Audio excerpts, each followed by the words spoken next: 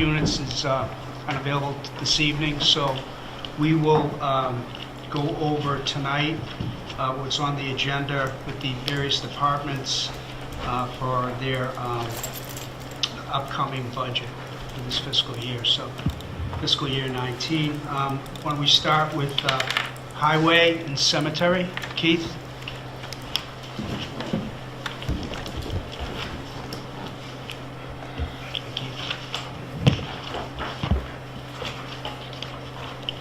How's everybody doing tonight?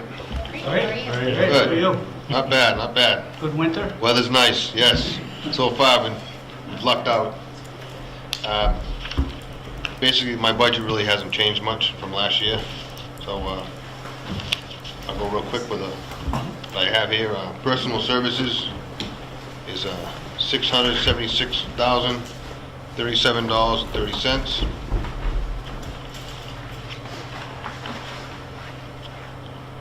Charges and expenses, it's $97,150.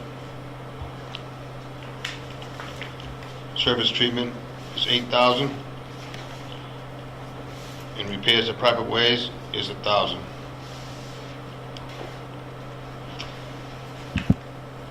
That's for the 420 account.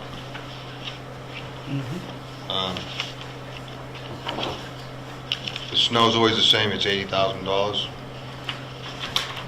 We've gone over probably around $72,000 this year in snow, but just because of the winter and the salt, and $80,000 doesn't go very far. I've had to call all the subs out probably twice, and a lot of these storms been in weekends, so it just adds up pretty quick. But I think that's pretty good still. That ain't a bad figure. So, Are you still working with the consortium, Surge? oh yes. Oh yeah. That helps us a lot, really. Saved a lot of money. A lot of money, and there's a lot of headaches trying to go out to bid. Getting all these, just trying to get suppliers. Yeah, streamlined. She's done it 2 years in a row for the salt, which has been pretty good. This year we have a different type of salt. I got a salt that is $61 a ton, but it's pre-treated. Yeah. Like a magnesium. I don't know if you guys have seen it around town, but it's like a greenish. It looks green almost. Mm-hmm. So it has like a dye in it, so you put it down, so you can see where you've gone, and it really works well. Once that temperature turns like 30 degrees, it just activates. It melts the snow. And it's environmental. Oh yeah, same stuff that I've been putting down. It's just now it's added into the salt wall.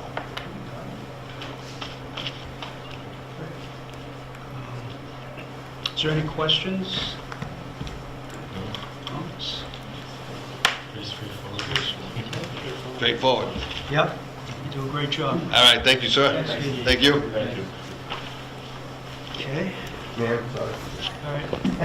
Next, we'll call up Lee Parker from the library.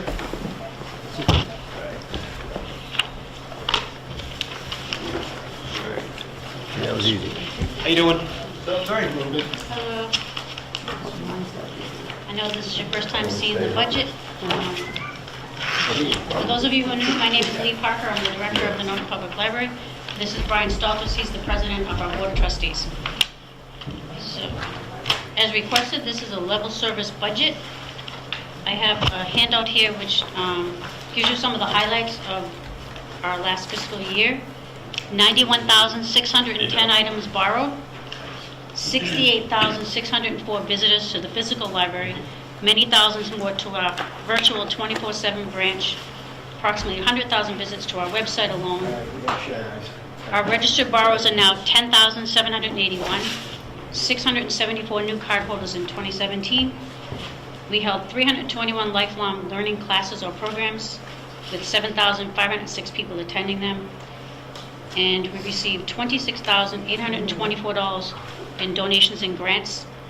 And our community room was used 918 times last year, up from 824 the year before. So our friends, our trust, and the many generous donors are essential contributors to an indispensable community resource.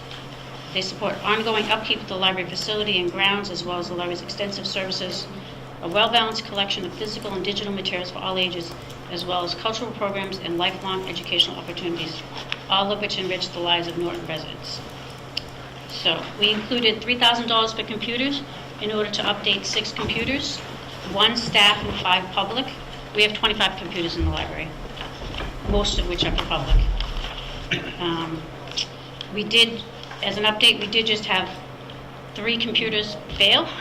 Our 2 CERT computers were replaced. The board just approved them at the last board meeting to be replaced, and my children's librarian's computer just died. It says no operating system, and we have not been able to fix that, so we're going to have to get that one too, out of our own budget. But we are only requesting $23,712 from the town for materials in this budget, although we have to spend $59,296 to meet the materials requirement. And let's see, most of the stuff is pretty self-explanatory. I added a summer intern. Most of it is the required payroll. And I know you usually ask, Bob Berg is not here, but you usually ask for the supplemental budget, so here you go. So for those of you who don't know, the library is a town-owned building and it's a town department, but the library is also a 501c3 and has to raise money to pay for everything from toilet paper to trash disposal, light bulbs to electricity, office supplies to copier contracts, postage to programs, fuel to facilities and grounds maintenance, as well as materials such as books, movies, music, downloadable media, and museum passes. And it also pays for independent annual financial audit. But the income sources in the supplemental budget are not there for next year because they're not guaranteed. So, for instance, our fines are down already this year because we installed a media drop, which is what people wanted so they'd have more access. But obviously that means there's few amounts in fines. But that's okay, we're not in business to make money. We should be there for the public. But that means our fines are down. And also we eliminated tutoring fees. We used to charge a $5 fee to tutor in the library, and we eliminated that. So that was another, I want to probably say 700 last year. It adds up over time. But we eliminated that. So we're trying to do things to make the library as accessible as possible, even though we're still only open 40 hours a week with all the 24/7 services, having the media drop and all these things. We're doing the best that we can. So the other reason that the income is lower is we are going to have to be closed to replace the HVAC, and during that time we won't be collecting fines, printing any of those costs, and the Friends had to kind of put off several of their large fundraisers. They usually do a spring book sale, which they've canceled, and the basket raffles. They are still doing a plant and bake sale though. Mike? For the income for 2018 was zero. I mean, obviously you've done something. Are you in line with, say? Well, that's what I'm saying. The things that I'm talking about are low, like the fines are down. I mean, like the Balfour Fund. Yeah, if So- we plan on withdrawing from that, what the program allows us to draw out that we'll need. But what she's explaining is, say we get 60,000 from the Balfour from the investments that we have. The Friends give us a lot of money, and we're going to be closed for 6 to 8 weeks for the library. The HVA system has to be completely redone, and you can't have the public in there while they're working on it. So any of the funds, 2,000, 3,000, 4,000 that come from the Friends at that time of the period will be coming out of next year's supplemental budget.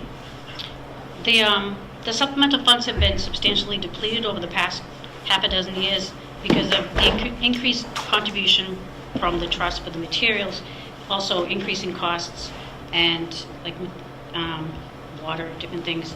And also we've had to spend so much money to make these repairs. We spent since 2010 $115,000 just on the HVAC system. Very For just expensive repairs. bandages. Very expensive bandages.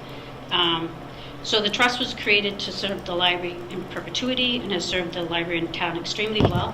Since 1998, the library has drawn down $684,842, and The Balfour funds that were being held by the town, the building fund for the eventual second floor, have now been depleted for repairs. It's been, it's been almost 30 years. It was $500,000, but the largest expense was the HVAC. But we continue to keep the library open with these very costly repairs, but every year we do, okay, we get it through one more winter, one more summer. And any future HVAC issues or any other issues have to come from the supplemental funds. Yeah, Tom? I noticed your salaries. I just looked at the first two. It would be nice if you gave us a total of all your salaries for 2018 and opposite what you're asking for this year. I know you give it to us across the board, but I noticed the first item is 6% increase. The second item was 8% increase. So if I go from 75,523 Okay, so 81,160. I'm looking at this sheet. Do you have this sheet? I have this sheet. Okay, so this sheet is the breakdown that it's easier to see. It gives you the year before. Yeah, well, this gives you the year before too. And then, so we have a new youth services librarian. Okay, well, let me start with the first item. Okay, 75,523. that was the salaries committee. Was last year's rate. Just bear with me. Okay? This year's, your request this year is 80,116. That's a 6% increase. Drop down to the next person, who's the assistant director. Okay? Last year her salary was 58,47. This year it's 54,782, or 7.7% increase. My question is does that carry down all the way through? No. I only did two. No. But I'll bet if I randomly, I did a statistical sample of two. Okay, No, it's you're not. telling me the rest of them are much lower. That's a statistical anomaly. I picked the first two that were the highest, right? The two of the high, you pick the two highest Okay. ones, and then That's- the other ones are 3 to 4, sometimes a little less than that, depending It on was- what their rate was. The increases were as directed by the town manager. It was steps plus 2%. And the salaries committee met and gave me these salaries. Okay, so what you're telling me that the town manager agreed with the 6%, 7%, 3%, 4%, 5%, and the town contracts were all set up for 3%. Well, I think it was it 3% plus steps? It was steps. It was steps plus 2%. Steps. Yeah. It was steps, and that's what this is. So there's one person, maybe one or two people that have reached their final step, so they just have the 2%. They got red line. 2%. Your red line. Yeah, If you reach the right. top of it. The one of the reasons that the assistant director went from 50 to 54 is her responsibilities increased threefold. Over the course of many years, we've been adding more responsibility to her. I have With the job minimal description. benefits. The So job we description tried has been to updated, and Brian has give her a that. little more than, tried to make up for some of that. Believe it or not, there was an offer for her to move to a different town, and she chose to stay here because she likes Substantially the less town. money here. But she's staying here for less money, and this would have been closer to home. I think it was a head librarian, right? Yeah, but I don't know if she wanted that public. Right. But still, she's staying here because she likes the place, and we want her to stay. All right. If you look, the other ones are, Well, I looked at your total budget's Yeah. only 3% over what it was. Yeah. Okay, I'm not questioning that, I just questioned the big chunks in the first two items. Yeah. Yes, Mike? General question, you said borrowed items were 91,610. Is that more than, is it increasing, is that the trend, or is it less? well, a lot of libraries their circulation is decreasing. Ours is still going up a little bit. And that it may change this year if we have to close them. And some of it is the 24/7, so people are loving. We have a new product called Hoopla. I actually had teachers in the library telling me how much the students are loving it because they can access, they'll have Chromebooks now at the Yale, I guess. So they can access Hoopla and they can listen to the audiobooks that they want. They're doing I Survived. They were doing some certain series, and they can do the audiobooks, they can do books, they can do streaming TV and streaming movies, and so there's a lot of new services that they can do from anywhere, and that is all part of it too. Yep. Peter? Yes. I have a question about Steps, I keep hearing steps a lot here. Anybody tell me what a step is? The steps were something that the salaries committee met with Mike, I don't know what year it was, and they come up with steps for the different positions, and they were like 2%, 3%, 4%. They were, No, but what's a step? How do you get a step? Is it like time in service for a step? Like each time in service, is that a step? It's time in What- service. How do I Time get a and- step? yeah, time and service. Time in so service. you can see that some It's of a them, union positions, correct? Aren't they? It is not a union No? position. No? No, It's mostly a time in service, is generally what it is. Yeah, and, Okay. you know, General question. also, they're, I guess it's just, you know, how they react and what kind of an employee they are too, that comes into play. Okay. So that someone might have And I have the a review, contract. someone might have the review and say, we're going to give you 2 steps this year because you, no, no. Some of No. them, you know, if they're not doing really well, you might say, we're not going to give you a step. I mean, that could come into play also. But, you know, they deal with the public and they're doing a really good job, so over a certain amount of years, they're getting another step, one step up. okay, so it's a step in grade kind of thing, a step in their, whatever their Yeah. title is. They might start out at step 0 because they just got hired there or whatever, and then Mhm. after a year or 2 or whatever years, they get Right. a quote-unquote step. Yeah. Okay, it's a grade level, I would guess. you think of. And I know you don't like to compare it to other towns, but it may not seem it, but trust me, these salaries are, Oh, I'm not, Oh, I'm a lot less not than- questioning the salary, I was just We all know that. Yeah. understanding what the step was. Oh, I mean, it's- it's always the same, right? And your presentation is very thorough. Thank you. It's obviously you work hard and you show results from it. We try. Paul? Yeah, I'm just a little concerned with the supplemental side of it. You mentioned, and I understand why you can't show income because it isn't there yet. But your discussion of income is not highly encouraging, and yet I noticed that your budget for 18 and then again for 19, coming out of the supplemental, has gone up quite a bit. Yeah. How long can we keep this up? I mean, I'm worried about this in terms of the long run. Maybe you can cover it now, but as you said, we've been drawing down on some of these things for a long time. The second floor has already been Yeah. gone for other Right. things. Yeah, if they spread it out, you know, they could take a little bit more down from the endowment. I mean, you all know that we have the formula and what the, Well, I'm just concerned about the long range for the future. You're budgeting on these three years that you show here. It's going up considerably, and yet your brief discussion of the income side of it was not particularly encouraging. And so I'm worried about what happens if this isn't possible. Where are we on this? Can we confidently expect that we can go up supplementally this way and keep going up that way? not Or- forever, no, because if the more you draw down from the endowment, then the lower the I know that, the that's amount. what I'm worried about. But, There's an anomaly actually in 2019. So if you look at the third item, which is building repairs at $36,000, Yeah, we're Yeah. getting quotes right now to put in LED lights at the, with the prorated discounts that are available right now. Our return on investment is about 3 years. So we're willing to try to influence and get that money in there, pay for that, to change all the lights inside and outside to LEDs.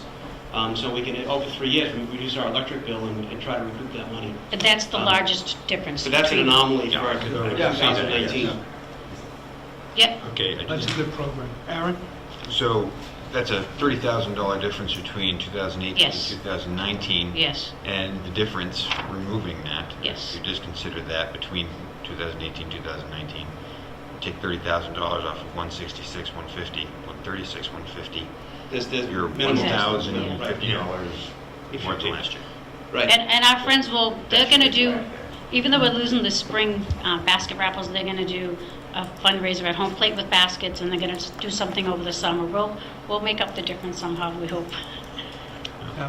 I was more concerned that exactly, and Yes. you're right, in terms of that one item. But there was a big jump this year from a 111 to 135. Right. Well, we also paid for an engineer to come in, heating and ventilation engineer to come in. He did an as-built at the library, and he came up with the plans for the new system. So we're not just hiring a contractor to put a new system in, we hired an engineer to design a system who will inspect it to make sure it's built correctly. My quibble with this only is that in every year there's something like this. It may not be the same thing, but, well, it's up this year because it's this one-time special thing. Well, the next year... There's always something special coming up. There's some other special thing Right. that if there's a crisis. I mean, we see this, not just with this department, but with a lot of them, year after year. Right. And so I'm worried about things, well, if we just got this year and we got this next year and then it'll all smooth out. It doesn't work that way. In my years of experience here, it just doesn't work that way. And I worry about thinking that it will. We worry about that all the time with the building is 30 years old. I know. We get to that, It's been around that for a point while. when it, and with public service and the amount of volume of people you see in there, things break Very and, true. you have to react to them as quickly as possible to make them safe for the public. But we're lucky we have a lot of amazing volunteers. Like, I mean, Brian, even as the president of the board, he's still in there. Like, he installed the media drop, made sure that it couldn't, like, be pulled out. And, they do so much for the library and the park, so that saves us money, We're very We do what we fortunate. can without, the amount of money we have. There are certain things we're not allowed to do as a public building, but we try to do some of the stuff. Okay. Great. Any other questions, comments? No? Okay, thanks a lot. Thanks for your time. Thank you very much. Good luck. Okay, moving on. Charlene, Vesper Communications, data processing.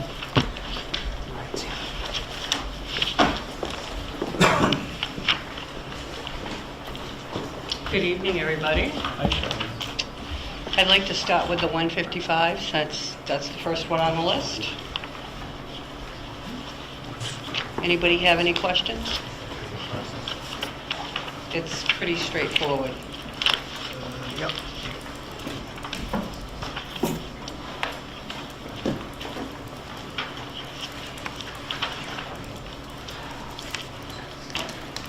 This stays pretty stable because mostly everything's under contract.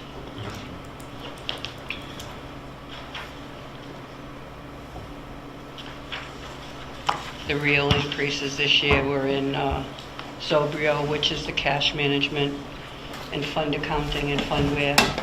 They had an increase in their contract for the year. Yeah. And we also added seamless docs to the town hall, which will allow us to turn a lot of our forms that we use now manually into fillable documents, and it interfaces with the town hall website. So the public will have access to it. We can turn our forms over and they'll be able to just do it online and download it. So it should save us a lot of time and a lot of paper.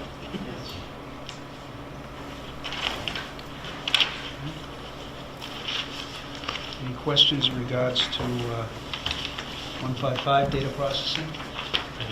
No, not about the budget. Didn't we talk about modernizing the name of this from data processing to something else? I don't know if it came up once in the past. Is it IT? I don't know, but it had come out like data processing. That doesn't really, mean anything. They've had that there they've had that since before I got here, and I was like, okay, Yeah. that's what they call it. Should be like a technology-oriented title. Yeah, well, just a comment, really. I just thought it's something. We'll mention that tonight. Not important. but Yeah. I thought it was something we could run up before. Okay. All right. All right, Charlene. Any other questions on 155? All set? We can move on to 290, which is communications. I know you haven't had a lot of time to look at it, but if anybody has any questions, you'll notice there's a new line item. EMRCC. There's our increase. That's your whole budget. Without that, my request for this year would be less than last. Yeah. I mean, what is it? That is the assessment to the regional center.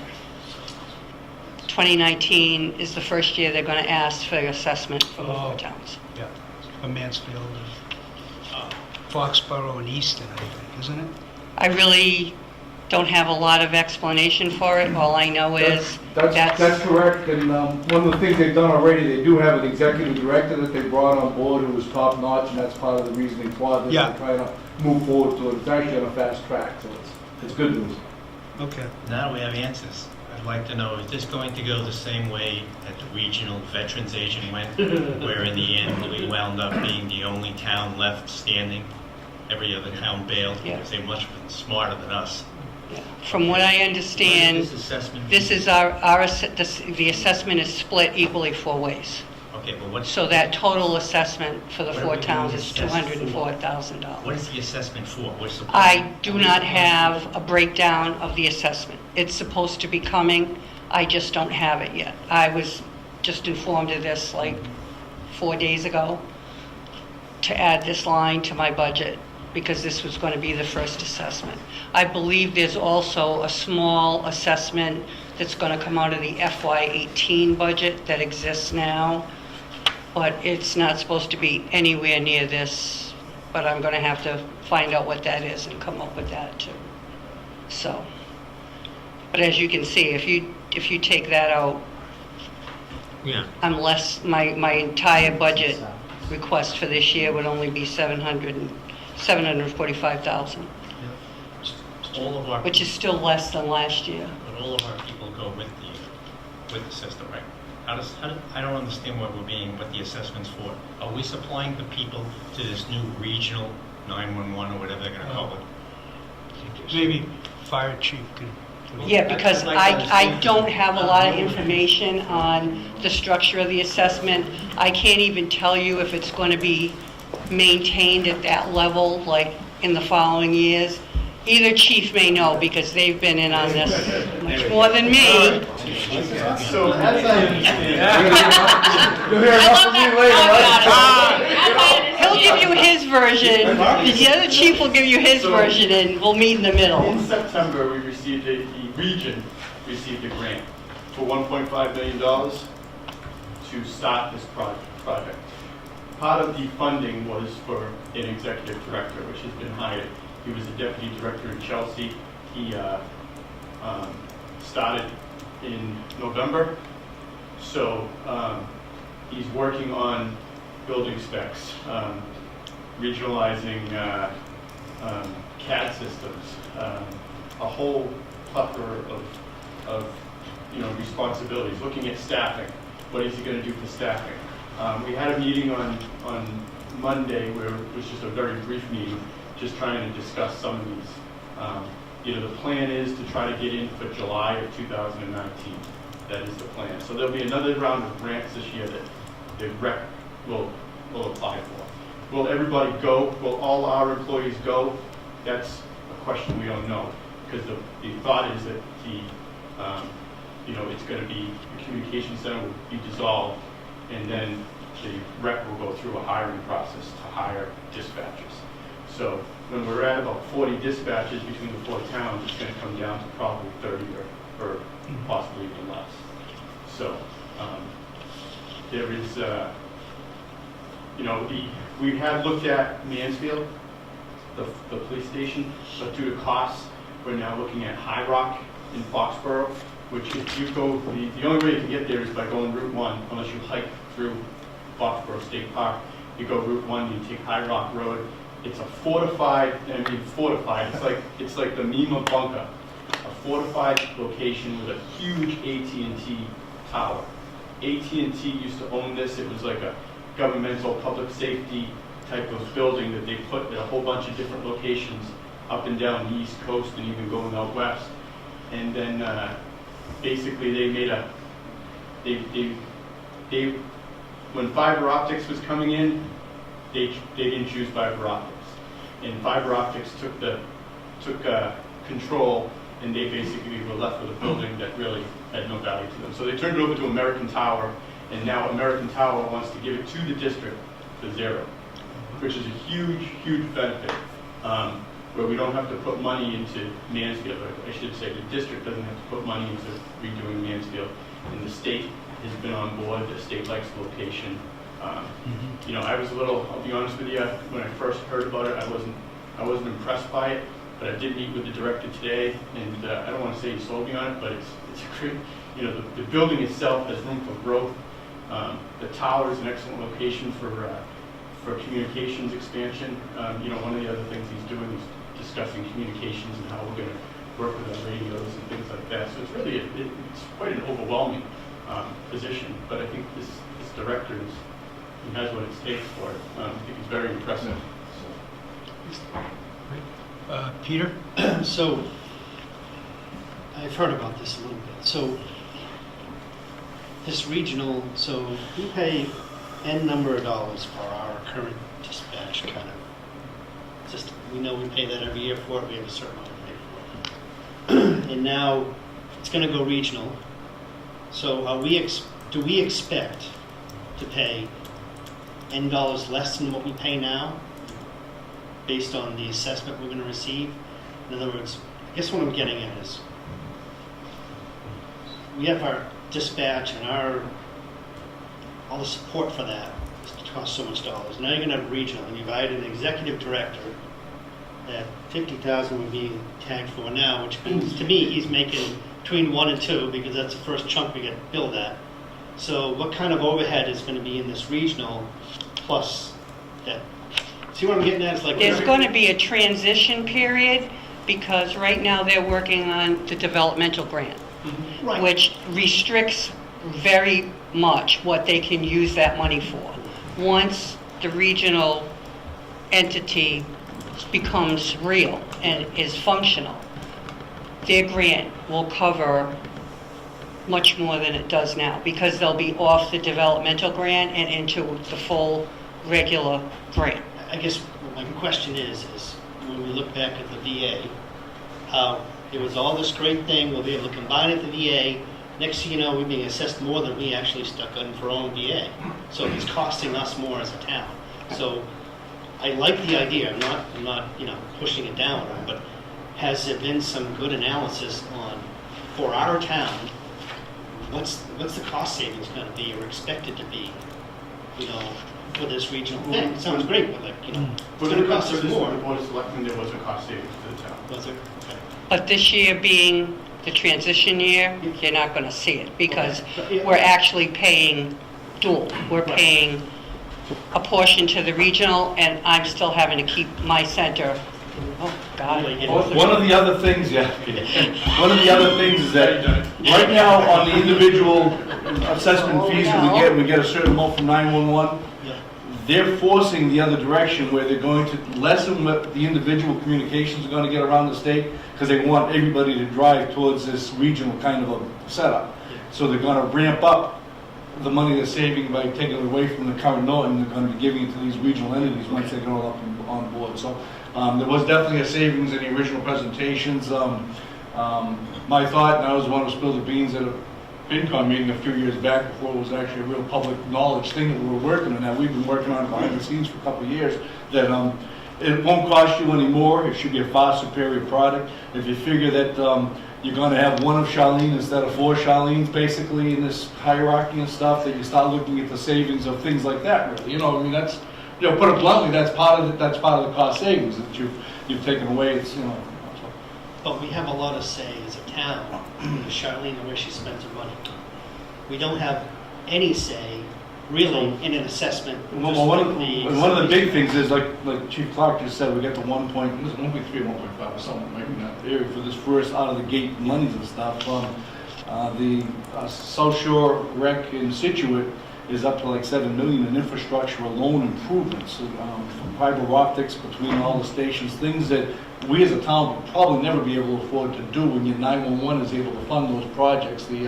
Our repeaters are an issue potentially, that we've been band-aiding together to way past their shelf life, things like that the 911 is looking at doing all this equipment upgrade for us, so we can be part of all these grants. So there's huge savings even on the infrastructure side, never mind just the operational side and stuff. Is it possible for the committee here to get some type of copy of that savings, there has to be the savings? Is it, Bob? Come on up. Why not? What's that?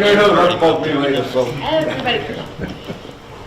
the Board of Selectmen, when we looked at this proposal, and I think we brought it before you guys, there was a tremendous cost savings to the town. We get the best deal of all, just so you know that. The savings to the town of Norton was by far more than the other three communities that are involved. But what really sold us was the grant money, the regionalization, which the state is encouraging and trying to force this down on everybody to save so we can get from that. But more importantly, I think even now we've got dispatchers that are working for us part-time, they're working for other towns part-time. Because they're anticipating it's all going to have to from a 40 to 30 dispatchers will have to be merged together. But the main reason the Board of Selectmen supported this was the cost savings, and I forget how much it was. That's what I was can tell looking you, for. it's more than 100,000. Okay. I know it was hundreds of thousands of dollars the town was going to save, but I really don't know how much the dollar amount was. But it was enough that we realized that we're going to have the best equipment, the best trained personnel. We're going to have more personnel than we possibly could have now. And after everything is said and done, we're going to pay less. So with that, we went for it. And I think in the future we'll be pleased, but I can't answer your question. The numbers out there from the initial presentation, we can get that for you. That's what I'd like to see, just what the numbers, Tom. Because, Bob, I heard the same story when we regionalized with the veterans agent. We were gonna save a fortune. And the first thing that came out of the box is, we got a veterans agent. Oh, but by the way, he can't be there all the time, so we have to hire a secretary. So now we have one person, now we have two people. Before we got done, we were paying more to the regional than we're paying right now to our veterans agent. And in retrospect, all the other towns realized that long before we did. We're sitting here like this, and all the other towns are bailed out. Now, is this type of situation, have we really vetted it to the point where in 2019, if I'm still here, being as old as I am, you're not going to come before me and say, well, we were close, but, it's going to cost us a little I think what's more. different about this is if, let's say Norton decides we have to notify the other communities that we're going to pull out, I think we have to give them a 1-year grace period. If we do that, we got to come up with the money to put in all the new infrastructure, come up to date on all the equipment. There's going to be, you're going to be kind of caught between a rock and a hard I place. understand I think that's what you're saying. But, I know and cancellation. I know where you're coming from. But you and I can agree that veterans agent position was very controversial. This is a bit different, in my opinion. It's not exactly the same. I hope so. Me too. But I think you're going to find out that this is going to be a much better position. We're going to be in a much better position. The only thing I'm kind of disappointed about is that I was kind of hoping it would come to Norton, but it didn't. But we didn't have the facilities or the ability to handle it. But Mansfield was a Band-Aid. It's the first I've heard about Foxborough. Tonight was the first time I've heard of another possibility of another building, which sounds like it probably could be better anyway. I think overall, if we decide, the town of Norton decides to pull out in a year, we have to give a 1-year notice to pull out of it. I'm hoping actually that more communities will get involved, not pull out, but maybe Rehoboth will come forward and say, you know what, this sounds like a good deal, maybe we can get involved in it too. And the more the communities get involved, the less the cost will be for everybody. And I think, in the long run, hopefully we're going to be able to absorb more of these costs. So just one quick question. Do they manage like the ambulance receipts and is that Everything. Everything. I think one of the differences, and I can't speak to the veterans agent because I don't know the specifics about it, but you have to understand that the state is pushing for the regionalization. The reason they're doing that is they're trying to consolidate all these PSAPs that every single community has. So they're throwing money at grants for people to consolidate. There's towns monthly are talking with other towns to consolidate at this point in time. There's what's called McCommon. What is it?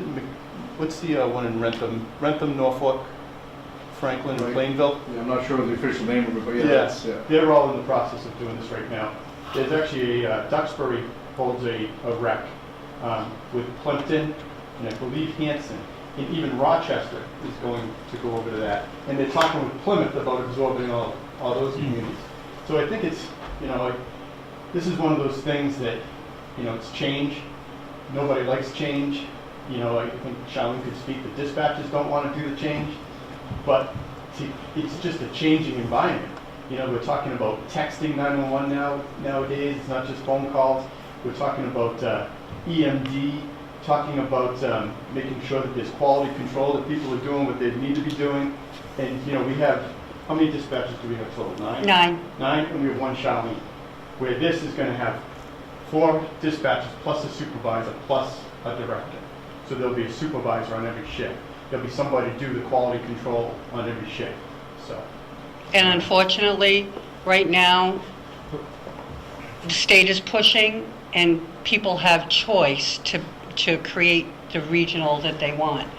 It will come a time when there is no choice. So You will be told what to So do we're and either where gonna to drive go. the bus or get run over by it and have to, you know, be on the show. But one of the good news is that they've got 3 or 4 centers out there, and we know what their problems were when they came up and got up and going. 911 wants us to be one of the more, if you will, the gold standard kind of a place. We've got a great executive director. So between that, I think we're going to be full steam ahead and have one of the most successful in the Rex in the area and stuff, because we know the problems of Rex. So I'm not sure what happened with the Veterans Aid, but I'm just saying, I hope so. Steve? yeah. I haven't seen the new proposed building, but from what I've been told, it is perfect for a communication center. Compared to the old police station, which was going to require a lot of modification because it needed to be turned from a police station into a communication center, which is a totally different thing. This new building that they are anticipating was built for a communication center. So, And I think we were concerned about the trying the Board of Selectmen because we didn't want the state to come back 2 years from now and say, oh, you had a chance to join this one, but now you're going to be with, I mean, nothing against Attleboro and Taunton, but I don't want to be part of a city process. I don't want to be a town tagged up with a city. And the other part of it I really enjoyed was, if you pick up your cell phone right now and dial 911, you get the state police somewhere. You don't get Norton. And this new facility supposedly is going to be able to, if we Yes. dial 911 in Norton, they know it's coming from Norton. And that right there will save minutes, it's not, you know, in case of it'll emergency. save a whole transfer. So that is very important to ourselves. Great. So Steve? conceptually, if everything goes up and running, everything's great, we could be eliminating 750,000 of this budget. But Other than the assessment. you will lose all the payroll, any personnel that's on there Yeah. will be gone. Okay. All the benefits. And all the benefits that go along with it, Yeah. and pretty much all the expense budget, other than whatever the assessment is, because there won't be a department to have to run. So anything that would normally be in that budget that might be like a little leftover could probably be moved into data processing.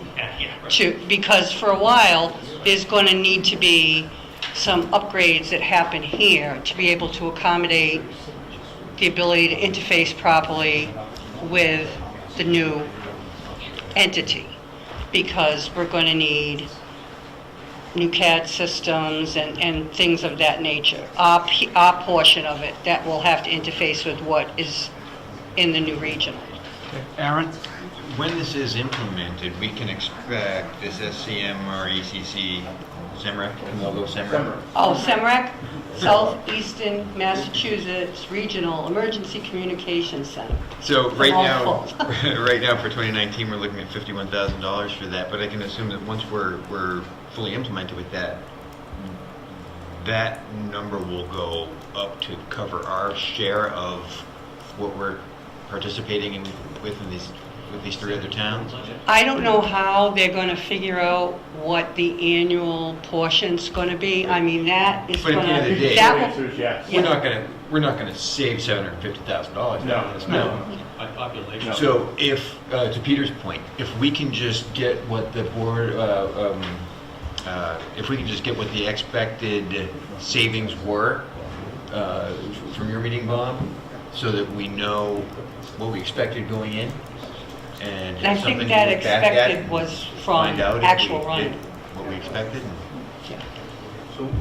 So we can expect then, we're all set, is the cost benefit of how the decision that was made to move forward with this and the paperwork, and then what this $51,000 assessment is, how they determine what it was. Right. Okay. We can expect The that. breakdown. You know, one thing that's not on there is capital costs. We need 3 new repeaters yesterday, at about $18,000 a repeater. Yeah. And they're 18 years At some point old. in time, if we are gonna need to replace those. I actually mentioned it at the Capitol this year, that we should set some money aside, because if they go tonight, we're gonna need to replace them tomorrow. You know, our hope is that the rec will take care of that. And move up some radios and everything. Yep. The key is going to be timing. The rec has to exist before we can get the money from state in a grant to be able to cover this. If the rec doesn't exist and I lose those repeaters tomorrow, we're out of luck. Chief Clark, or just for my own edification, what is a repeater? It transmits. It transfers. If I push the button and talk to you on the radio, it will go to a tower. It will go to the closest tower wherever it needs to get routed to. We have one on the water tower on Cottage Street. We have one on what we affectionately call the tree down behind Red Mill Village. That thing that sticks up that looks like it's from California. I got it. That's where our repeater site is. So it's something that Yeah, it catches actually, the signal and sends it back over? Yes. So that Gotcha. when we talk from dispatch, and we have to talk to somebody way down the other end of town, like Your radio can't do it. Gotcha. extended stay. I gotcha. If there wasn't a repeater, it would just Extender, not. signal extender. Yeah. Sorry, we just use these terms and don't realize that Thank you all don't know what we're talking about. Oh, he found it. We have the minutes, actually, wait back there, we have the minutes of the Board of Selectmen's meeting, and it said that the town obviously wants to save money, but already looking at the more professional, better operation and just upgraded technology. In the future, the technology cost of the town will be about $1 million, and now the technology expense will be shared by other towns. For the town of Norton, the budgetary savings are in the $400,000 range. Annually? Savings. From $1 million? Yeah. We were blown away by it. And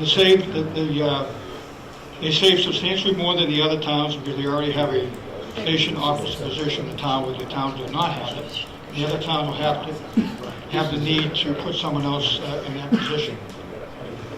And the savings are looked at, people will see $437,000. The other town range from $53,000 to $166,000 because of the station officer. We have a front desk officer. Nobody else does. They all use their dispatch as their front desk officer. But I think So when that position's vacated, they're going to have to establish either a civilian person or a sworn desk officer to do that. I think the key point is the grants. They have to continue, otherwise. Yeah, right now, we're fortunate, we still have the grant. Yeah. We're still getting the grant.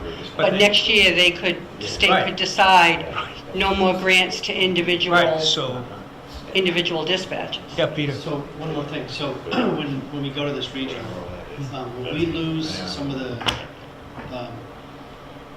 money we receive for being, with the emergency, something for an area communication emergencies, preparedness, something, do we get money for that? Are we, like, just talking out of my butt here? I did get the whole question. So we have all the operators and stuff, and the last couple of years, we built up that because we were some type of southeastern regional emergency. Oh, the Bristol County, we're talking about Bristol County. Yeah, no, that's actually going to be transferred to the rec as well because. So we would lose that money, whatever money we get. No, we don't get any money for We get into that? We get no money for Bristol County Control, zero. We get headaches. Why don't we get money for it? Governor King assigned that to Norton way back when, and, You know, so seriously, the King and I. my dispatchers are actually doing Norton dispatch and county dispatch. That will tie into the 911 giving of the money, though. That's one of the things that will probably tie into that we are a regional county dispatch as well. So that's going to help with some of the, like, right now we get Chief Clark's and the Homeland Security Council, and they're doing upgrades to some of the towers, like in Cobra, I guess, Brian, and stuff. So there are things that are being done to that would have cost us money somehow as an assessment, maybe for us to pay into it, that we're not because of it. So, so it's, But basically, in very rough form, when the rec begins to exist, the only thing left will be the assessment, whatever that's determined at. and everything else in that 290 budget will be gone. Because there'll be nobody left. Steve? Just a quick change of pace from rec. I'm just looking at the overtime number, and I don't remember the assumption. So we budgeted last year 80,000, which is a drop of about 20,000 for overtime. It looks like we're spending already at 1231, 98% of that. What did you materialize that we? The problem this year was I have lost 2 dispatchers. One was a lateral transfer and the other left to go to work for the court.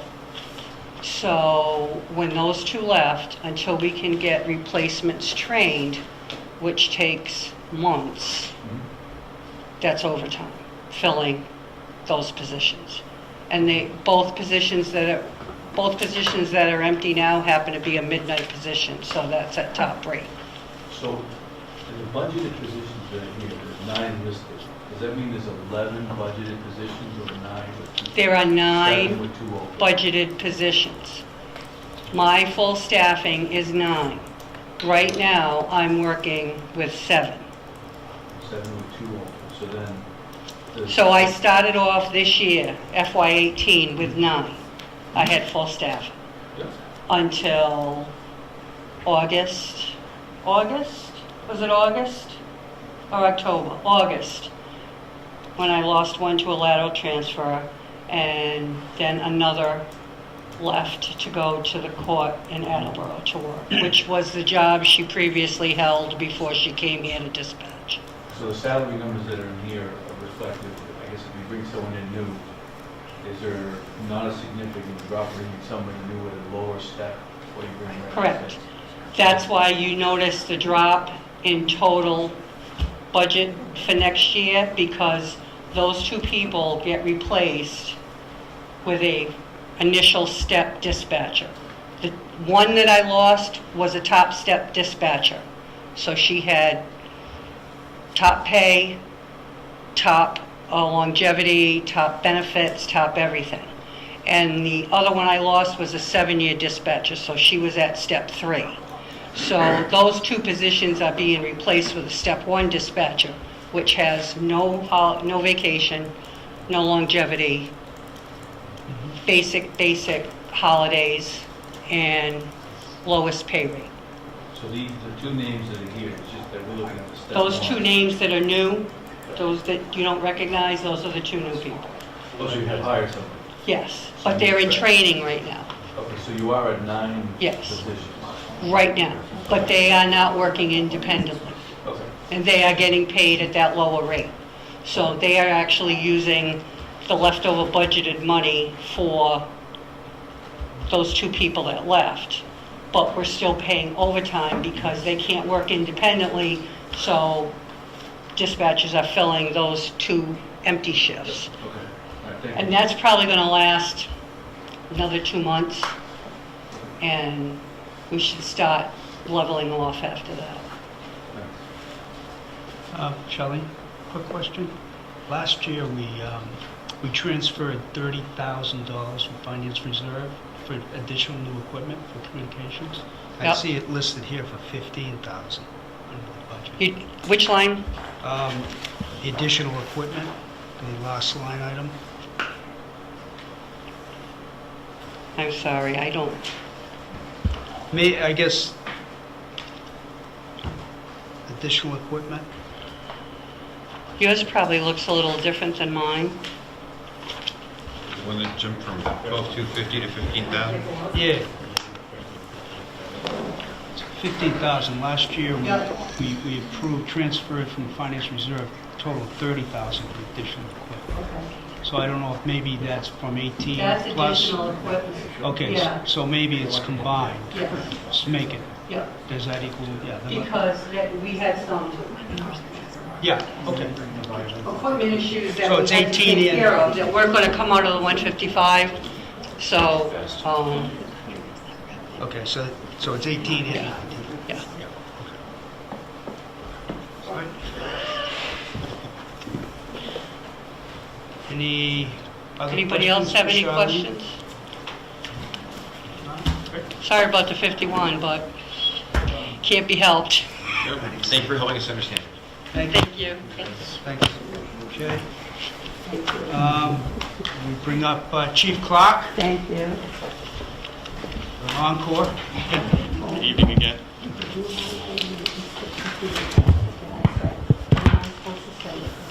So this year's budget basically is a level service budget. Everything in here is contractual, in particular regarding the personnel services. The expenses are really, I think they're even a little less than level funded. But I did want to give an overview. I sent a letter. I'm not sure if it came in your packets. So there are some rather dramatic increases, in particular in the salaries portion. There are 9 officers that have elected under their contract what's called salary augmentation. So they basically get an increase for a 3-year period of time of up to 9.5%, but they don't receive sick time buyback. So you're kind of paying the sick time buyback up front, if you will. So that's when you see that there's like a $200,000 increase in salaries. It's a huge area. There are 11 officers altogether that receive step increases.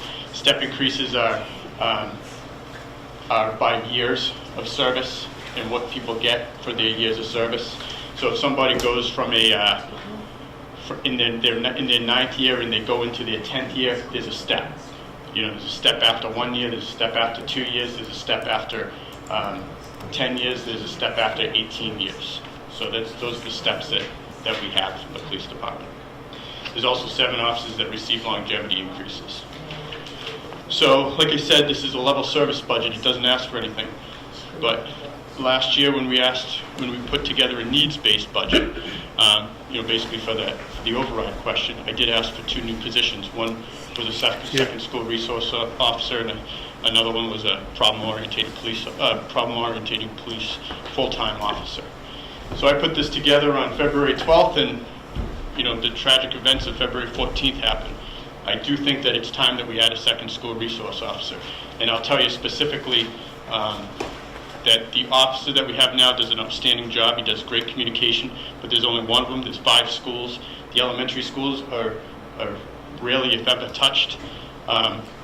There's a lot of work that goes into the high school level, where he's there more of a full-time basis. He has an office there. And a lot of the things he does is regarding safety concerns, planning, prevention, building security, individual security. There's a lot of issues with technology, sexting, texting, bullying, things like that come up that, we can't just take a blind eye to. It's really unfortunate that, a lot of things fall in the police department that aren't handled, anywhere else. We can talk about the opioid issue, we can talk about mental health, and this is just another area. A lot of things fall in the police department. So, there is a lot to it, and to add a second one would really, I think, be beneficial, and it would greatly enhance our ability in the schools. So I'll go, I don't anticipate to go through every single line item. Quick question on that. Is that going to be funded 75-25? Is that? Well, the schools have, I'm sure Lincoln can't talk about it, but we have discussed that type of arrangement with the schools, and they have been supportive of that. So the overall difference in personal services this year from last year is $240,000, and the expense side is actually a negative of $215. It just kind of worked out that way. So it does include the 75% and 25% that's found in Schedule 19 of the budget that the schools share. The school share is actually like $74,039. So over to page 3. So the salaries is for 32 full-time police officers. That's what we were budgeted at this year. I will tell you that right now we're at 29. We just had a recent retirement. We had an officer that didn't graduate from the academy, and which really kind of set us back. And we have, in this year's budget, there was a new position to assist with license to carries, sex offender registry, things like that. So we're actually down 3 positions right now. We do have, there are three candidates that are going to be going to the State Police Academy on April 2nd, and they've been accepted, and they'll go there, but they won't get out till September 14th, and then these two of them are going to have to go through the field training officers program, so we probably won't see them on the road until November, I would say, beginning of November. I will say that, you know, we have another officer who's going to be going out on maternity leave in June, so we're not going to see her for a few months after June. So it's, you know, we take one step forward, two step back. So the overall increase for the salaries is $216,000. My salary is a contractual increase of $3,500. There is the overtime. The only issue with the overtime, there's no new hours. That's the same amount of hours that we did last year, but the average overtime went up basically $3 an hour. Will go up $3 an hour. So there's an increase of $20,000 there, which I'll be honest with you, I'm very sure that Mike will cut at least around the first time around. So the longevity increase is an increase of over $100. Shift pay, so if a sergeant is off and there's no superior officer working, the most senior patrolman works that shift, gets paid a stipend, and there'll be a small increase in that. No increase in fringe benefits. There's actually a decrease in incentive pay due to the way the contract was reworded. There's no increase in injury and vacancy time. We've been doing pretty well with that. We did have an officer go out for a period of time this year due to a dog bite, but we've been pretty good with that. There's no increase in special police or the matron account.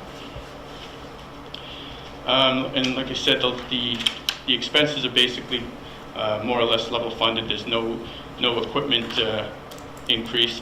The vehicles, we're doing an amazing job between the highway department and Patrolman Chmielewski, who does our vehicles. I'll just bring it up real quick here to tell you where we are at this year.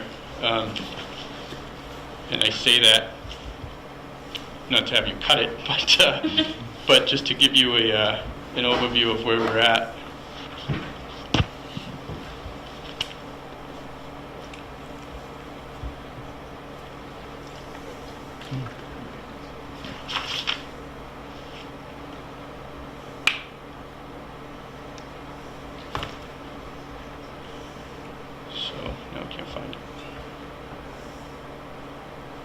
So right now, this year, we've actually only paid $7,000 out of that account. When I first took over 10 years ago, we were over $30,000 for that account. So only to pay 7, I'm sure we'll pay a little more than 10, but it's a pretty good decrease in money. The uniform clothing is a contractual increase of $1,525. No increase in professional services. There's a small increase in the telephone bill, but we do work with Verizon on a regular basis to adjust our bills, and they've been pretty good adjusting them. There is an increase of $560 in contractual services. That's mostly because of an increase in, I believe it's in the live scan fingerprint machine. No increase in office supplies, no increase in outside services. There's actually a decrease because everything being online, we're not buying as many books or anything for educational supplies. There's no increase in ammunition, no increase in investigations or travel. No increase in training. We did increase that last year by $2,000, and I think that's a good place to be. Educational assistance is a level funded, but I do want to tell you that of our department, 9 members have master's degrees, 11 have bachelor's degrees, 6 have associate's degrees, and there's actually only 7 officers that don't have a degree. Some of them are senior officers. So 79% of our department have at least an associate's degree or more. Next year, there's going to be 2 officers going back to school to receive a master's degree, 2 a bachelor's, 1 associate's and 2 a bachelor's degree. So there'll be 5 officers attending next year. Mike? Up until December 31st, only 1,700's come out of that? Is it the timing of the tuition payments? Say that again? I'm sorry. For educational assistance, there's only $1,700 as of 12/31, and it was budgeted. I mean, in all previous years, it seems to be, used a lot more. Yeah, I believe. See, the kind of trick with this is that an officer could decide in September that he wants to go back to school, and there's no obligation for him to tell ahead of time. There's no contractual obligation for them to tell me before July 1st or before February that they're going to go back to school. So when you're planning this, like last year, I don't know exactly who's going back, so we just level funded it.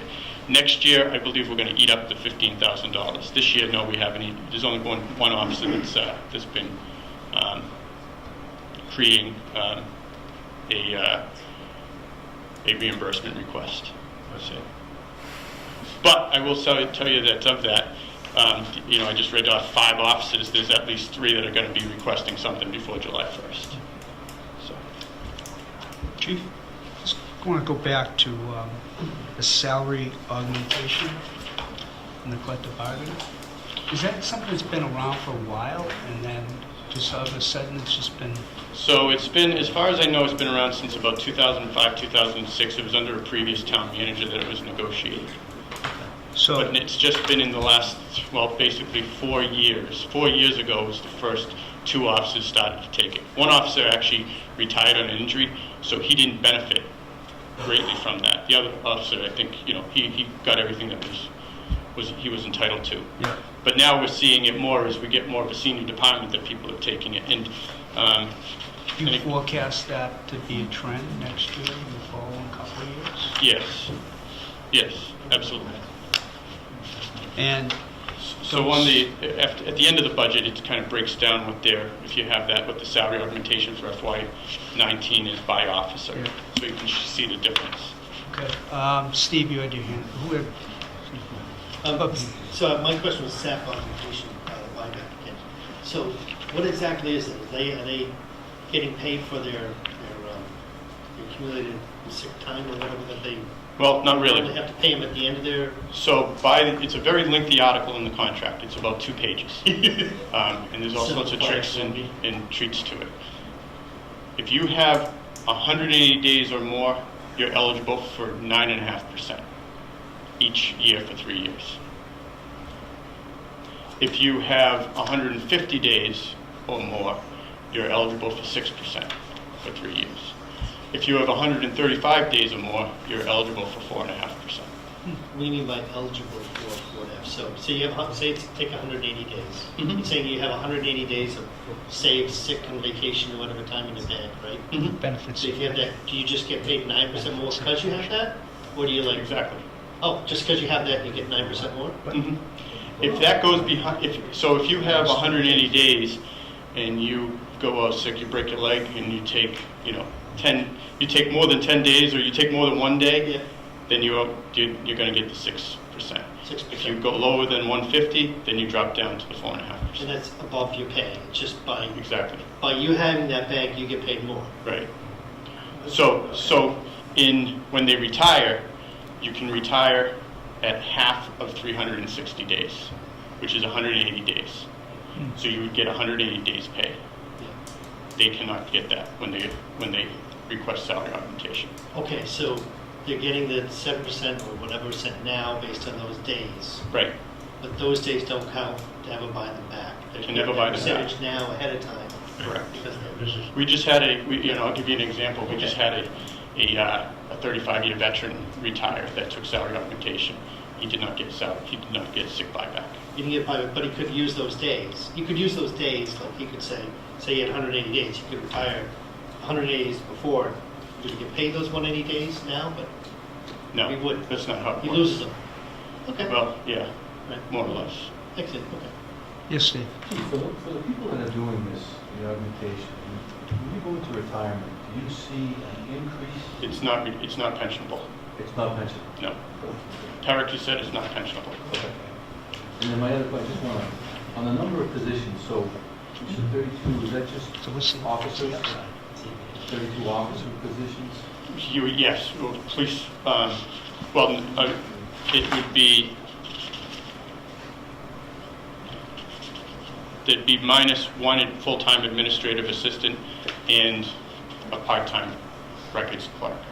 Okay, so overall what's listed here is part-time person? I'm sorry.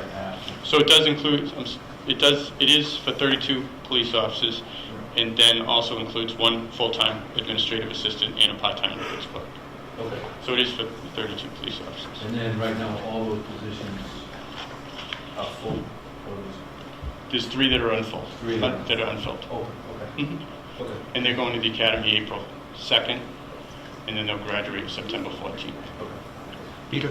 So, sorry, another question. So, you said that one person went through the academy and didn't graduate. Mhm. Do we pay them while they're in the academy? Yes, we do. And if they don't graduate, what happens? Do they have to pay us back, or is it like? They have to pay us back the recruit training fee that we pay, which is $3,000. That's We it? make them sign an agreement that they'll pay it. Pay back? It's, I'll be honest with you, this has never happened before. It's Okay. really set us back. Okay. It's, It's not common. we've actually, it was well, we've changed the way we do things because of Okay. it. Good answer. Okay. Final questions? All set? Great. All set? Thank you, Chief. All right, thank you. All right. Next and last, we Chief Schleicher. So when Michelle Brown told me that I was on for 7:45, I took my phone out and I says, FinCom 7:45 to 10:45. She got a chuckle out of that because I've been told that I tend to be long-winded, but, so, Well, you get the big budget. 15 minutes, all right. So, in the past, I've generally read my narratives into the record, just so people at home know. I don't know if you want me to do that or not, but just like the police budget, we were mandated to do a level service budget. So, other than contractual increases, the budget doesn't contain any new personnel this year or anything at this point. So, I do have a pretty extensive 7-item capital list, which I'm sure you'll go over at some point, most of which will be funded out of hopefully the ambulance fund, the defibrillators and things like that there. So without going into the details there, one of the ones I did put back in for, cancer is rampant in the fire service. So we were fortunate, we got a grant 2 years ago and got the gear extractors, a pair of them, the new dryers and all that, but we're still working on getting everybody their second set of turnout gear and stuff. So that's another capital item that I did put in for to continue on that program there. And it is that time again where we do have the replacement of a pumper schedule. It's 21 plus years old, our reserve pumper. So that's in there, and the pricing on that, we used to be able to get away with a 5-year, $99,000 lease. It's a 5-year, $125,000 lease now, and that's not going to get us a whole lot of equipment, unfortunately. The pricing, because of the environmental stuff, the DEF fluids and all that, as far as the emissions and stuff, is astronomical in a new truck. You know, it's a phenomenal amount of money. So, and I also put a placeholder in there again for the Weatherall Charlie Fire Station. So this past year, you were very generous, gave me $25,000 to redo a bathroom that still had a Fenway Park style floor-mounted urinal and all that stuff there. It was that old. It was from the 50s. You sell it? You know, so anyway, so I put a placeholder in there. I had 125 last year. I dropped it to the 100 because you gave me 25. I would love if there's any chance of getting something to maybe to start working on the kitchen or something like that. But with the increase in manpower that we've been working on, it's getting near time for me to try to open up the satellite stations. Mike? Just a question. Yeah. How long can a building go vacant without it being a lost cause? So that station is fully maintained. We had the problem, we learned our lesson with Station 4 down on Bay Road. We in our graces pretty much mothballed it, and it got overtaken by mold, mildew, rust, was structurally unsound and had to get torn down. So we do utilize it. I do keep it maintained with heat. We've slowly been doing stuff to it. We've redone it has a rubber roofing, but they went in and re-seamed it, redid all the molding around the edges and stuff so that there wasn't any kind of leaks in it. We had a leak in the bedroom, and if you remember, I ended up having to do some mold and mitigation there, and that got taken care of. So we are trying to maintain it. We do keep trucks in there because the trucks have water in them, so I need heated storage. That's probably one of the things I'm missing more than anything is heated storage, and that's one of the things we're missing without having another facility over in East Norton, because I could use just a heated shell over there just to put some of my rigs in, rather than having to drain the water out, and hopefully you get it all out of the valves, and it doesn't take very much for me to have a little bit of frost get into one of the valves and split it, and it's pricey to replace it and stuff. So I would love to have more heated shells. That was what I was going to ask about, the east side of town, with all the residential housing up there and then the planned development up there. Is it, so you see that being, well, we don't have any... We don't have anything over there right now. So that's not going to be... No, so my thought is if we could do something at the corner of Lincoln Street, Leonard Street, in East Main, there's a field there that's tied into the condos or something. That's almost an ideal place for something like that. I know the town has some property, I think across the way behind the donut shop there and stuff too, but we really are in need of something on that side of the highway. And it's still a placeholder on my capital plan. It's just, the money's just not there to be throwing it out there and trying to do that right now. I'd love to be able to open it up when we have bad weather, like I do at Charlie. So Charlie does get manned during some of these blizzards and stuff like that. So we do utilize it, and we do try to maintain it for that reason. But yeah, no, that's one of the reasons why we're here instead of having Charlie open even now, is because in the old days, when Charlie was open, that was all farmland. And it's not now. We've got so much valuable real estate over on that side of town that it's a long ride from Charlie to there if I'm tied up. If the center station's tied up, that's a long response. So right now, my eggs are better off in the center station basket, if you will. So that's, it's an interesting point, because I would love to have at least a heated shell with the possibility of having an addition a few years later that could potentially put some manpower in there even. But even now, I'd love to have a heated shelter that I could possibly staff during bad weather and stuff. So, Could you get a propane temp heat system? we have no building over there in East Norton. So I need a heated shell of some sort. Heat shell, oh, okay. No, I'd love to get a heated shell there at some point. That's one of the things, I've talked to Mr. Units about it as well, and it's certainly something on the radar screen. I've had conversations with Mayor Kimball. We had talked even about, did I say that publicly again? We had even talked about, because we have the Bay Road site still, it's sitting there vacant, but that's just so off the wall, it's a little bit too far removed almost to Taunton, that we'd almost try to do something like, on Plain Street or something, but really, right along 123 here is the best spot for that somewhere. I even mentioned the White Street Triangle, down there by that. The White Street Road doesn't really have a true purpose per se. Get rid of the road in that triangle, it'd almost be big enough to put a nice little satellite public safety building almost, because we'd want to have a police presence there as well even, but so it's on the radar screen. It really does need to be looked at some point, but I just don't think right now is the time with everything else going on to try to push another building project in town. So, the senior center, town hall is a hot button issue as it is that I'm not going to comment on. Another day. Yeah, so I do have my narrative. I'm not going to read it. I will tell you that I spelled out the fact that we still have a problem with simultaneous calls, and they're actually going up, and part of the reason for that's on page 3. Part of the reason for that going up is the fact that we are indeed bringing the emergency room into your house. And it used to be that the guys would actually go in, do an assessment, go out and get the 1 or 2 pieces of equipment they need. They're mandated now by the regulations to bring everything in with them. And if they don't use it, you don't use it. So much more labor intensive for you to go to these, to have the department responding to these calls, but you're getting phenomenal treatment. You really are getting an emergency room in your house for a while. I'm told that the newest realm of regulations coming down is going to mandate that we actually work on you for a certain amount of time if you're a cardiac issue before we even try to load you up and transport you to get you stabilized before we move you even. So that's going to add even more time. So that's one of the reasons why the amount of calls has gone up that we have the doubles, because the guys are on scene long. And it's not that they're not doing their job, they're doing a better job. Community paramedicine, anyone read about it, hear about it? So that's very big out in Arizona, out in California. They're really working on it. Hospitals get gigged. If you get released today and you go back tomorrow, the readmittance, very pricey, very costly. So they're looking to try to come up with a way, and they're doing it elsewhere, where the fire department will almost be that stopgap. So we'll be going out and possibly treating you in your house instead of having you going back for something, as far as if you're just nervous about your medications and things. We do it now with diabetics. We go to someone's house who's having a diabetic emergency. We treat that patient. Once they come out of their emergency, a lot of times they'll sign off and not want to go. So we've invested time, money, supplies, and everything, and we can't bill for it. So with the new community paramedicine, which you'll hear more and more about over the next couple of years, you're going to find there'll be a billing mechanism. So it's hopefully something that will help us with our budget, not hurt our budget. But again, the details are being worked out on as far as that goes. But again, that's just so you'll know that that's coming. And it's, and then I did put in there response times again, because we're running out of one station.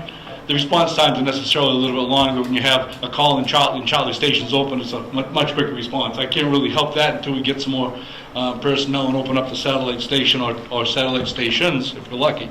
Peter, do you have a question? No, I'm gonna keep So, going. no, that's fine. It's that, No, I'm good. staffing levels on that page as well. Number 3 just talks about the fact that we have been, Charlie still is unmanned officially other than during severe weather events and stuff, but our work is very labor intensive. Chief Clark mentioned the opioid crisis. They do respond to it. We actually go and we're the ones who do the treatment in our can, try to bring them around. The recidivism with that's tough and everything. So it's taking a toll on the guys. It's a lot of people dying that will bring them back, and it's good news. But it's trying. It really is. So there's no new positions. I do on the first page, I believe, mention the fact that I did give Mr. Units a supplemental budget, requesting additional personnel to continue to work towards Charlie. We didn't do it last year with the override issue, but I'm also looking to try to increase the funding for that out of the ambulance account. So we're going to try to come up with a mechanism to fund the additional personnel if we do get the possible chance to have those. So everything else in the salary side is contractual. Some of the items went down a little. My incentive page went down because of some retirements. So some of the ones that were getting bigger incentives. Go ahead. So, I'm looking at the salaries. Which page are you? I don't know, the one you can barely... The one you can barely see? And I actually did some work to make that bigger this year. I'm legally blind, so it's... So I must be getting close. Okay, what do you got? So there's actually one, I don't like to pick one, right? Nope. But there's actually one particular in there, it's Sean Simmons, and everybody says contract says union, his says contract. So he's the acting deputy chief this year. Deputy Chief Miles retired, so he's on his own separate contract. He's still in the union because he's only in an acting position, but he's on his own contract right now that he negotiates with Mr. Units as far as an MOU, if you will. So, same as me at the very top says contract. I'm in the same position, not in the union. Okay. Okay. Got it. It'd be very difficult for the deputy chief to be in the union and still be part of the discipline process. Yes, okay, I understand. Okay. Some other questions? Okay. That was easy. Hope they're all that easy. That's one. I told Link I was going to allow 3 questions tonight. Do I get away with saying that or anything? Oh, no. All right. So as far as if you go to page 6, that's kind of a nice summary page, and it shows the comparative salaries and stuff. You'll find that the expenses I level funded them, and just like one of the observations you had made regarding the police, if you look at this time of year, I have a line item for like phones at both EMS line item and fire. I have a new secretary this year because Judy McCarron retired in July, and so she's been taking everything out of one budget instead of a little bit out of each. So one of them's almost depleted, one of them's almost full, but in the end they should wash by the end of the year and stuff. But I kept the expenses on the fire side status quo. The EMS side I went up, and if we want to go to the EMS side and discuss the increases, that is on page way back. That's on page 17 is my EMS, the expense side. Chief, I have one. Go ahead, yep, I'm sorry. Fire before we move Yep, over. what page? I want to clarify, so right here, the budgeted positions that you have here. Yep.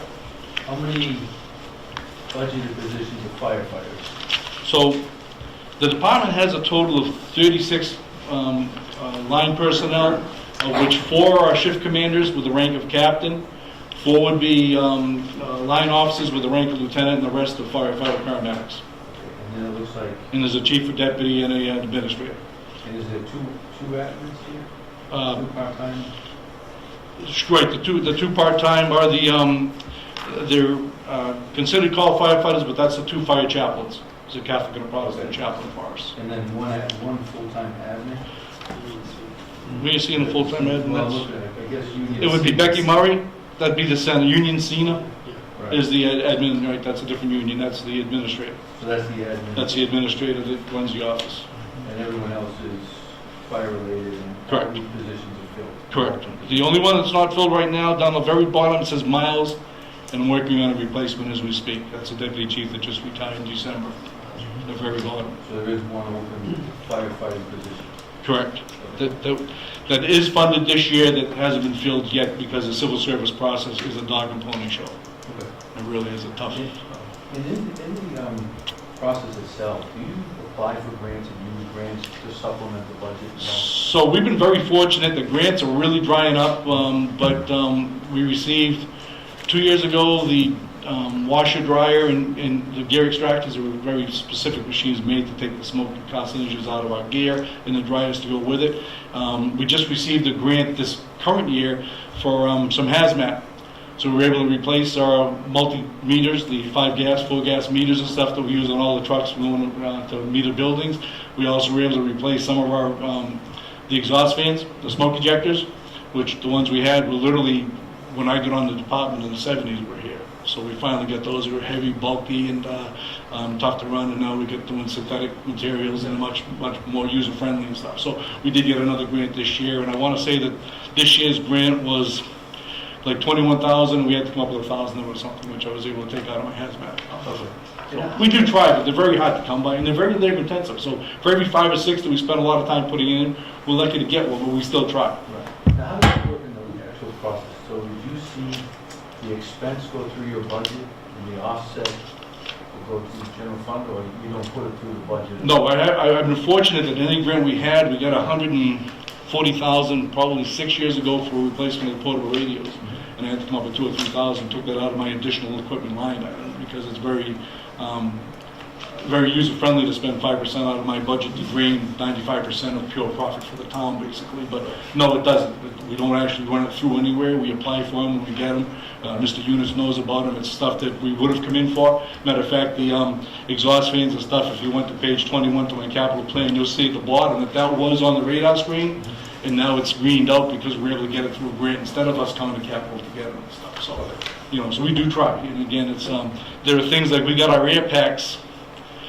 I get the date on there. Probably 10 years ago, there were 15-year shelf life for our Scott packs that we wear. We got those through a grant. That was like a $350,000 grant. We'll never get that grant again. They almost guarantee you that if they give you a grant for something day one, you're never going to get a repeat of that particular item. So that again is on the bottom of my capital sheet saying, just so you'll know, I won't be cheap, but 2025 or something when that comes up, that's going to be a big ticket item that's going to have to get funded somehow at some point. So we tried to bring some of those big items forward just in the planning process even, so they're on my sheet.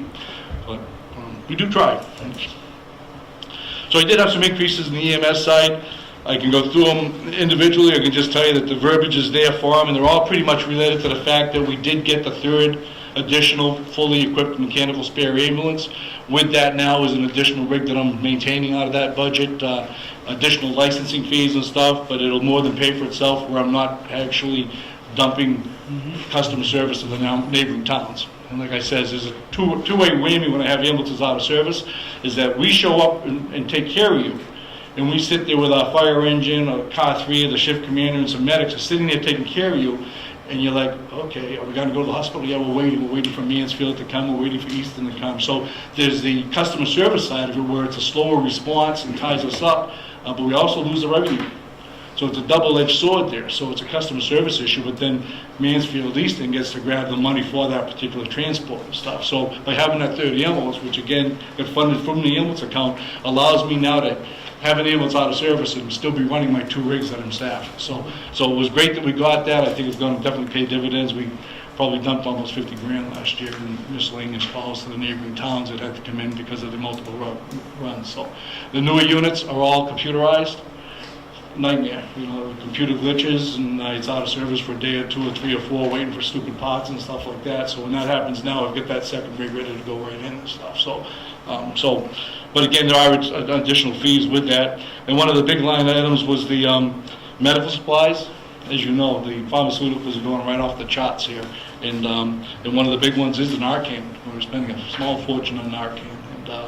And it's worth its weight in gold. It's amazing how somebody can be dead and literally within a minute be talking to you.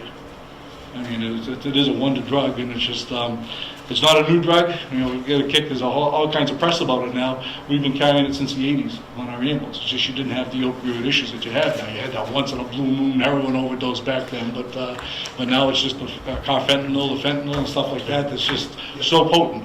Yeah, Narcan. Is the town reimbursed for that? That might As be. a matter of fact, we're just talking with Lynch there that it's an expense for the schools now, because they outfit their nurses with them and stuff, and there is a shelf life to it and all that. And so again, it's one of those unforeseen expenses that definitely is taking a hit. The other one that I'm sure you all read about was the EpiPens. They just went right, suddenly they said, oh, instead of $100 for a pair, it's $400 for one. And it's like, hello, you know, and again, you have no choice. So they're actually working now, going full circle, where they're going to allow even the EMTs to administer and draw it up like they used to do in the old days before they had the IM injectors, you know. But again, it's crazy the cost. So that's one of the big items. And the other one was the ambulance billing. As you know, we've gone up with our rates. And with that, they get a percentage of it. So if you go up with the rate, you collect more, but you got to pay a little more to collect more. So we did go up $4,000 in that particular line item. You will find that if you give me $10, I don't spend the $10 if I can help it. So again, you'll see that I've been trying to live within the budget and give money back. But again, I have to plan for a worst case scenario in a lot of this stuff, so I'm not coming back. So that's really my fire and EMS side.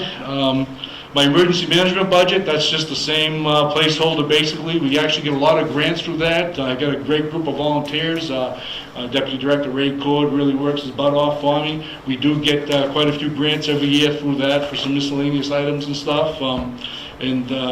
They're almost replacing some of the call force. We just had the big event at Tweeve on Barrow Street. We had the hazardous material incident. It was an all-day event.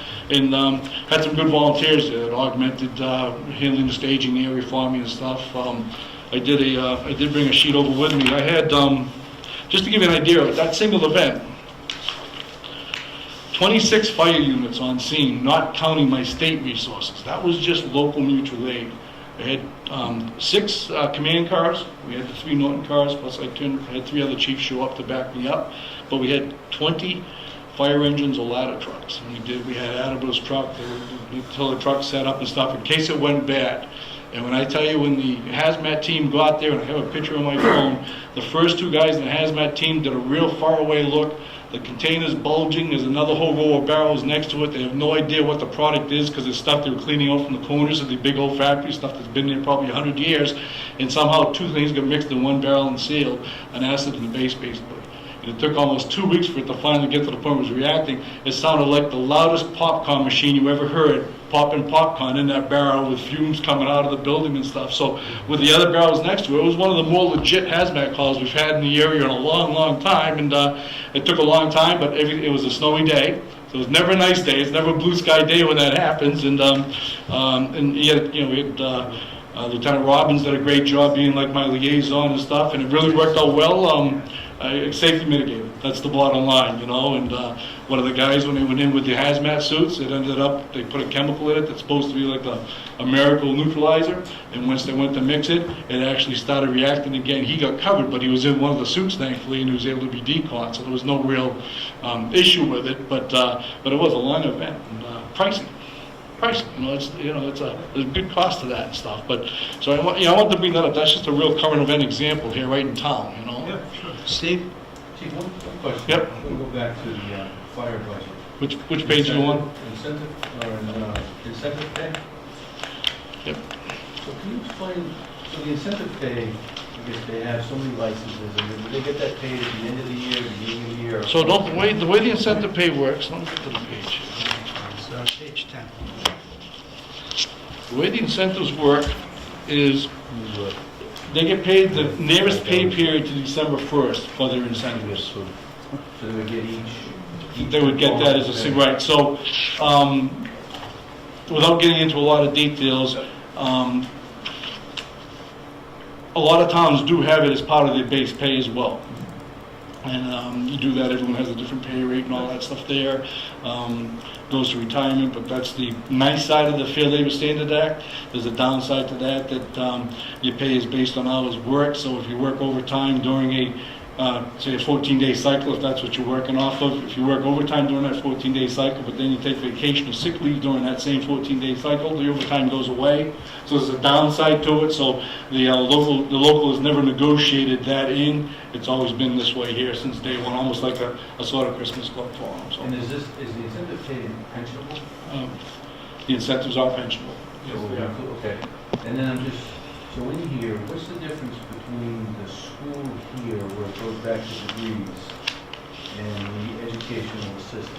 Is it, this is what they've attained? So right, when you get your, so you actually get it per credit as well. So if you only have 20 credits, you can actually put in and get paid for the 20 credits, $10 a credit or whatever it So is. it's almost like a Quinville type. But it's a little stroke to try to get you a little more educated. I was just telling Link in the back as well that one of the issues we have now, and the reason why I can't come up here and say that I got 10 guys that have their master's degree in the fire service, is that to stay a paramedic, to stay an EMT, the amount of continuing education is just, it's mind-boggling. The amount of stuff that they're not only having to do to stay there, but they're also throwing more stuff at them.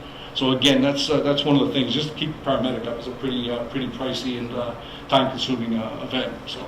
Just my last one on this. Yep. What would be the miscellaneous? So miscellaneous would be the computer specialist. I have an arson investigator, so he goes to a lot more training and stuff like that there. The mechanic, the EMS director.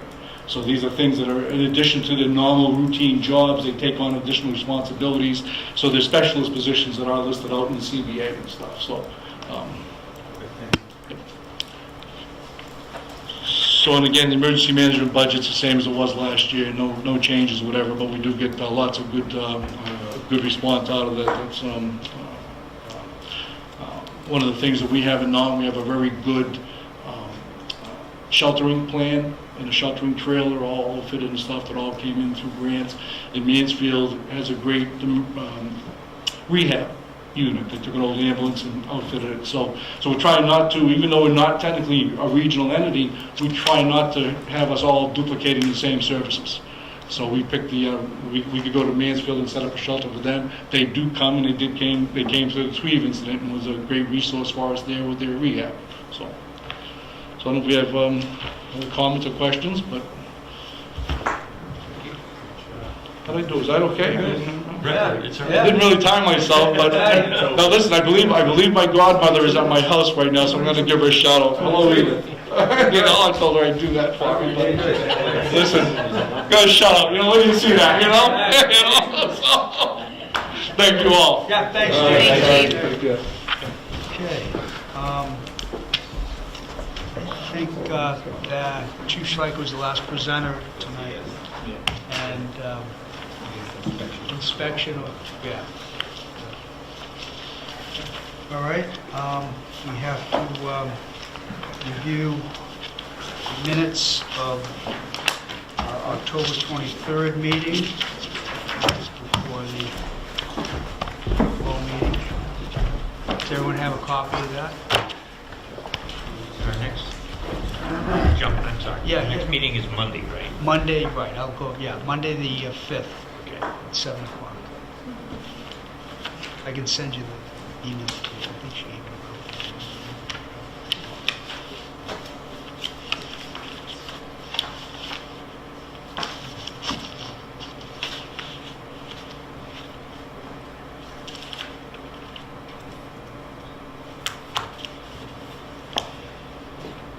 Chairman? Yes, ma'am. One correction, Kaylee. I was in attendance in that meeting and left off the official roll call here.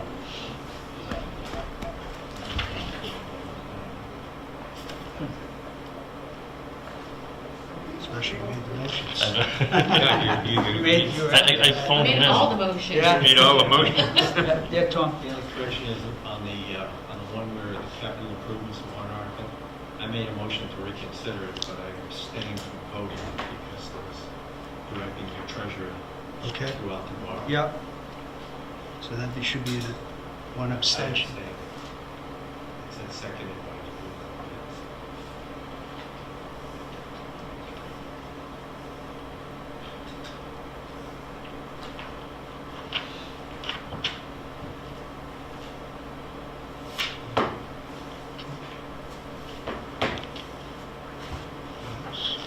Yes. I move we accept the minutes of October 23rd, 2017 as amended. Okay, all those in favor? Opposed? Motion carries. Okay. we just mentioned earlier, our next meeting will be Monday, March 5th, 7 o'clock here, and it'll just be a continuation of the departments and the budget presentations. We won't be meeting on Wednesday. Correct. Motion to adjourn. Is there a second? Okay. All those in favor? Opposed? Meetings. I have to take Alice to dentist, like, she had these teeth, like baby teeth that Yes, sir. needed to come out, but she's had braces, so